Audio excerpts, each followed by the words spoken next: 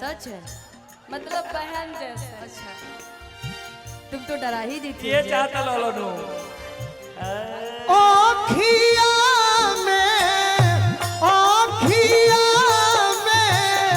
भरी के असरा तकत बानी पिया वाके होरा तकत बानी पिया वाके होरा। आँखिया में भरी के असरा तकत बानी पिया हैरा हैरा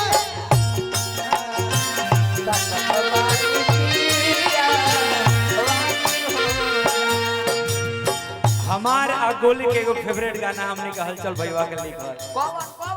19% करी काहे के हर सरवाइन कबो सालियो होले ऐसनो होला ए सर हुआ कि तहरा दिल के दुकान में सामान नहीं खे प्यारा दिल के दुकान में सामान नहीं खे ए दीवाना बना के सपना दिखा के दीवाना बना के सपना देखा मने हाय ऐसे खड़ा बड़े तो पता बा कैसा लगा तारी बुझाता कि चुनाव लड़े बड़ी इंदिरा गांधी खाली ना ना बुझाता कि अपना भाई के तिलक देखत हो। आपका तिलक देखोगे ना। कूलर टीवी पंखा हो दीवाना बना के सपना देखा के दीवाना बना के सपना देखा काम कैले पड़ू हथियार वाला कि तोहरा बोलो कि तोहरा दिल के दुकान में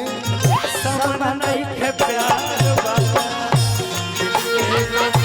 दुकान में सामान नहीं खे प्यार। ए गोलुआ आज तक ले तोके हम तो नाचत देखले बनी अतिथि के भी देखले बनी तनी मनी हमू तनी मनी कहिए देबे नहीं हम आज ले निशा के सुनो, नहीं सुनो, लेकिन निशा के कहियो कमर नहीं ना कही प्रभु, आज देखा तनी तनी मनी वहां के कोमरे नहीं खे के हिलाई ये सही हमारे बात है। हैं? एक हाथ राय भैया की तरफ से राय परिवार की तरफ से वो राय परिवार के साला साहब बनी है के हाँ सही कहत नहीं हम हाँ तो जानो तनी भाई हाँ तो तनी मनी अच्छा ज्यादा कुछ ना नहीं सच हो तोहरा दिल के दुकान में ना ना तू मत नाच गोलू आओ, आओ। नाची नाची छोड़ो, ना ढेर सारा बाजी आओ ना हम तनी लड़की हम मनावन जो होती है सही बात तो एक बार प्रस्ताव रख देनी सब फार्म भरा गइल हाँ। इंतजार कर मार दो हो तोहरा दिल के दुकान में सामान नहीं खे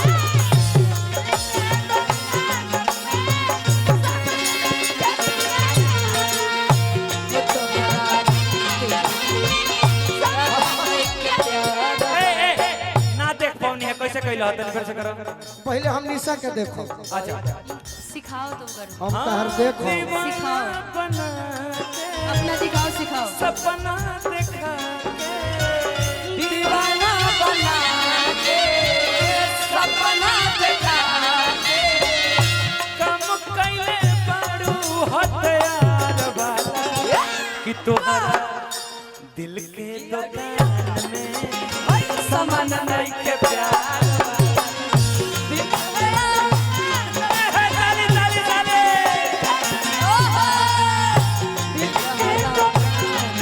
सामान नहीं के प्यार वाला ओम नमः दर्द दे